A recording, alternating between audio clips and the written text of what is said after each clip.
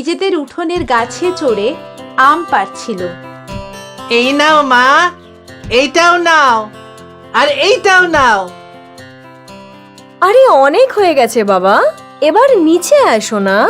মা এক্ষুনি আসছি, আগে আরো কয়েকটা আম পেড়ে নি। চিল্লু অনেকগুলো আম পেড়ে নিল আর তারপর নিচে নেমে এলো। চিল্লু মনের আনন্দে আম খেতে লাগলো। মিষ্টি মিষ্টি আম খেয়ে ওর খুব আনন্দ হচ্ছিল। চিল্লু, হ্যাঁ রে, এত আম কি তুই একা একা খাবি নাকি? না মা, এ তো অনেক বেশি আছে, তুমিও নাও না। চিল্লুর মাও আম খেতে শুরু করে দিল আর কিছুক্ষণের মধ্যেই ওদের পেট ভরে গেল। এবার অনেক হয়েছে, আর একটা আমও আমি খেতে পারবো না। আমিও, কিন্তু আমরা এবার এই আমগুলো নিয়ে কি করব? কি করা যায় বলতো? তোর বাবাও তো এখন বাড়িতে নেই, নয়তো তোর বাবা এই সব আমগুলো বাজারে নিয়ে গিয়ে বিক্রি করে টাকা নিয়ে আসতো। তার জন্য বাবার কি প্রয়োজন আছে? আমি এই আমগুলো বাজারে বিক্রি করে আসব। তুই এখনো অনেক ছোট, একা একা বাজারে যাবি কি করে? আর জঙ্গলে যদি চোর ডাকাতেরা এসব কিছু নিয়ে নেয় তখন? মা, আমি সমস্ত চোর বদমাশদের মজা দেখিয়ে দেব। চলো, আমি সন্ধে অবধি আমগুলো বিক্রি করে ফিরে আসব, ঠিক আছে? চঞ্চল চিল্লু আমের ঝুড়ি মাথায় নিয়ে বাজারের দিকে রওনা দিল। কিন্তু তার মায়ের কথা অনুযায়ী জঙ্গলে দুটো চোর বসেছিল। শুয়ে পড় আমার চোরের রাজা, শুয়ে পড়, বুঝলি? ধূর্ত লোক একটা। তুই আমাকে ধূর্ত বললি? তোর এত বড় সাহস! না না গুরু, আমি তো তোমার প্রশংসা করছিলাম। প্রশংসা করছিলিস না গালাগালি দিচ্ছিলিস? আরে গুরু, ওই দেখো তোমার শিকার এগিয়ে আসছে। চিল্লুকে নিজেদের দিকে আসতে দেখে মোটুরাম আর গাট্টু দাঁড়িয়ে পড়ল।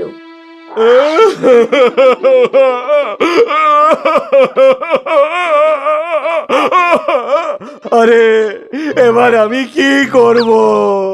আমার বউ বাচ্চা 1 সপ্তাহ ধরে না খেয়ে রয়েছে। আরে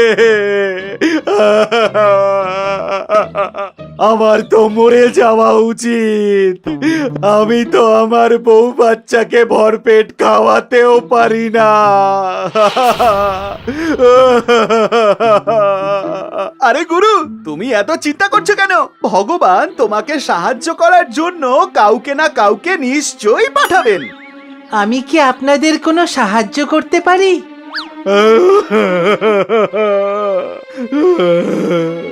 তুমি কি আমায় কয়েকটা আম দিতে পারো খাবার জন্য? চিল্লু খুব চালাক, ও একটু ভাবনা চিন্তা করলো। কাকু, আমি আপনাদের এর থেকেও বেশি সাহায্য করতে চাই। আমি তো আপনাদের আসলে সোনার মুদ্রা দিতে চাই। হ্যাঁ? তোমার কাছে কি সত্যি কি সোনার মুদ্রা আছে? না না, কিন্তু আমি আপনাদের সোনার মুদ্রা পাইয়ে দিতে পারি। সেটা কিভাবে? আমি এই আমগুলো বাজারে নিয়ে যাব, আর এর বদলে আমি সোনার মুদ্রা পাবো, যেগুলো আপনাদের দিয়ে দেব। এই আমগুলোর বদলে তোমাকে সোনার মুদ্রা দেবে কে? চলুন, আমি বলছি, কিন্তু আপনাকে এই আমের ছুরিটা নিজের মাথায় নিয়ে বাজার অবধি যেতে হবে, কারণ আমি তো ছোট বাচ্চা, তাই না? আমি এত ওজন তুলতে পারবো না।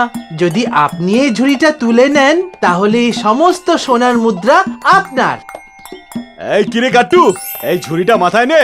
কি গুরু, আমি কেন তুলবো? সোনার মুদ্রা তো তুমিই পাবে, তাহলে তুমি তোলো। তুই আমার সাথে তর্ক করছিস? হ্যাঁ, তোর এত বড় সাহস! ছেড়ে দাও, ছেড়ে দাও গুরু, ছেড়ে দাও আমায়। এই তো তুলছি, আমি নিচ্ছি তো আমি। গাট্টু ছুরিটা মাথায় তুলে নিল আর সবাই মিলে বাজারের দিকে রওনা দিল। বাজারে পৌঁছে তিনজনে মিলে একটা জায়গায় বসে পড়ল।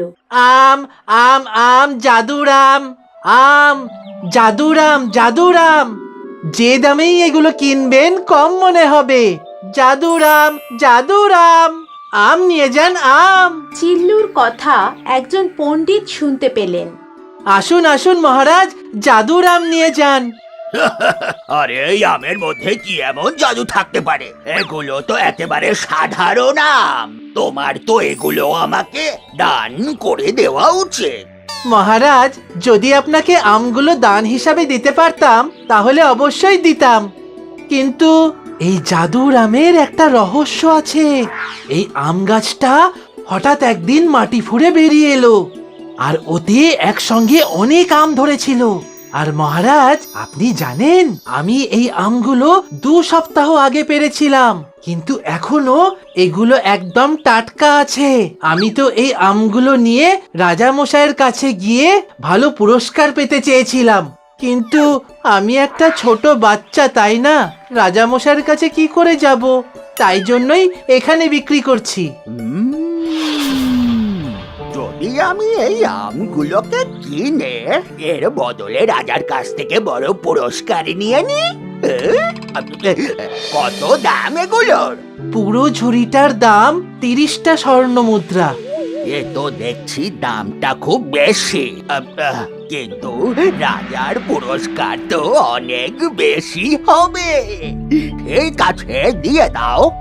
মোটুরাম আর গাট্টু চিল্লুর বুদ্ধি দেখে অবাক হয়ে গেল। তারপর 3 জন মিলে সোনার মুদ্রা ভাগ করতে লাগলো। 10টা আমার, 10টা গাট্টুর, আর 10টা এই হলো তোমার। না না, আমার মুদ্রা চাই না। আমি তো আমার মুদ্রা তাকেই দেব যে সব থেকে বেশি শক্তিশালী হবে। তাহলে দাও, আমাকে দিয়ে দাও। গুরু, আমি তোমার থেকে অনেক বেশি শক্তিশালী। আচ্ছা, তাহলে এই নে। 2 জন চোর নিজেদের মধ্যে লড়াই করতে লাগলো, আর চালাক চিল্লু সব সোনার মুদ্রা নিয়ে সেখান থেকে পালিয়ে গেল। দেবগড়ের জমিদার তার বিপুল ধন সম্পদের জন্য প্রসিদ্ধ ছিল। তার চাষের জমি অনেক বড় ছিল, যেখানে অনেক মজুরেরা একসাথে কাজ করত। জমিদার সব থেকে বেশি তার মাকে ভালোবাসত। জমিদারের মা সব সময় দান ধ্যান করত। সময় বয়ে চলল, আর জমিদারের মায়ের শরীর খারাপ হতে লাগলো, আর উনি শয্যাশায়ী হয়ে গেলেন। এর কিছুদিন পর উনি মারা গেলেন। মা চলে যাওয়ার শোকে জমিদার দিন রাত শুধুই কাঁদতেন। মা চলে যাওয়ার পর জমিদারের মনে পড়ল যে তার মা একদিন আগে ওনার কাছে আম খেতে চেয়েছিলেন। আরে আরে রে রে, আমার এতগুলো টাকা আর সম্পত্তি নিয়ে আমি এখন কি করি? যদি আমি আমার মায়ের এক আম খাওয়ার শেষ ইচ্ছা পূরণ করতে না পারি, এর থেকে লজ্জার আর কিছু হয় না। এই কথা ভেবে জমিদারের খুবই আফসোস হতে লাগলো। পরদিন জমিদারের বাড়িতে 2 পুরোহিত এলেন তার মায়ের শ্রাদ্ধের কাজ সম্পন্ন করতে। প্রণাম পুরোহিত মশাই, আমি আমার মায়ের অন্তিম ইচ্ছা আমি পূরণ করতে পারিনি। উনি আম খেতে চেয়েছিলেন। আরে আরে আরে আরে আরে, এ তো খুবই খারাপ ব্যাপার হলো। এখন ওনার আত্মা শান্তি কি করে পাবে? কিন্তু এখন আমি আর কি করতে পারি? আমি আমার মায়ের আত্মার কিভাবে শান্তি কামনা করতে পারি? পুরোহিতদের মনে লালসা জন্মালো। সমাধান তো আছে, কিন্তু কিন্তু ঠেন্তু কিচ্ছু নয়। আপনার যা উপায় আছে বলুন আমায়। আমি সবকিছু করতে রাজি, যাতে আমার মায়ের আত্মা শান্তি পায়। পুরোহিতরা একে অপরের দিকে তাকালো। আপনাকে 2টো সোনার আম ব্রাহ্মণকে দান করতে হবে। আর তাহলেই আপনার পরলোকগত মায়ের আত্মা শান্তি পাবে। জমিদার একটু চিন্তায় পড়লেন। সোনার আম? কিন্তু আমি এত ধনী হওয়া সত্ত্বেও আমি আমার মায়ের শেষ ইচ্ছা পূরণ করতে পারিনি।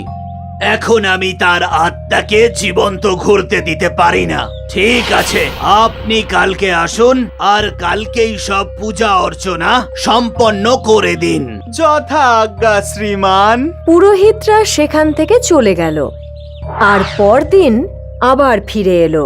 আজ জমিদারের বাড়িতে বেশ কিছু লোক এসেছিল, যাদের মধ্যে ভেঙ্কট স্বামীও ছিলেন। আসুন আসুন পুরোহিত মশাই, আমি সোনার আমের ব্যবস্থা করে ফেলেছি। ঠিক আছে শ্রীমান, আমরা পুজো তাহলে শুরু করি। দুই পুরোহিত শ্রাদ্ধের কাজ শুরু করলো। আর শ্রাদ্ধের কাজ শেষ হওয়ার পর জমিদার সেই দুই ব্রাহ্মণকে এক একটা করে সোনার আম দান করলো। এই দেখে ভেঙ্কট স্বামী অবাক হলেন।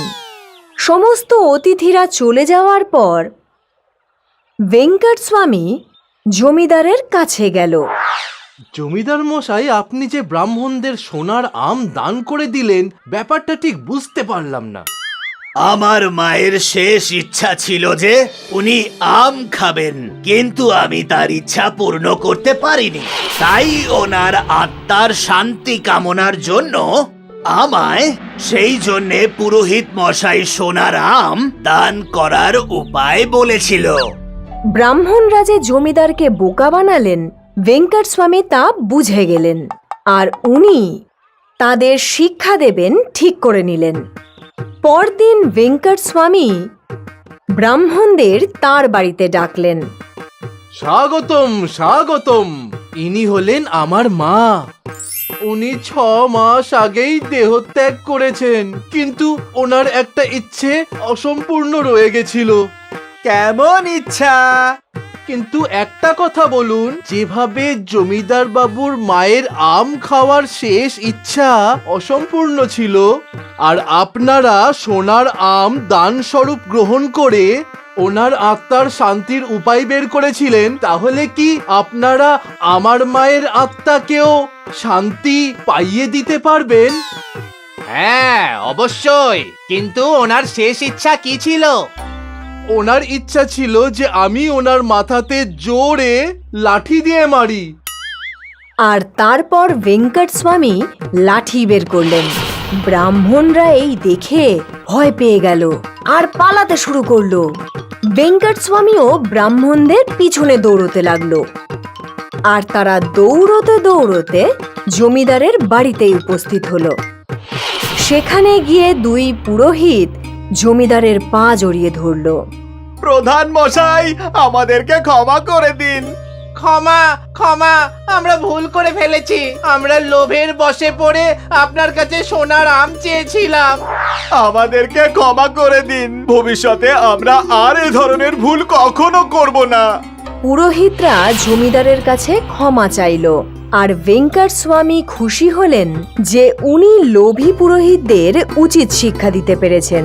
এই গল্প থেকে আমরা এই শিক্ষা পাই যে আমাদের অন্ধ বিশ্বাসের ওপর বিশ্বাস করা উচিত নয়। নয়তো যেভাবে এই লোভী পুরোহিতেরা জমিদারকে ঠকিয়েছিল, সেইভাবে যে কেউ আমাদেরকেও ঠকাতে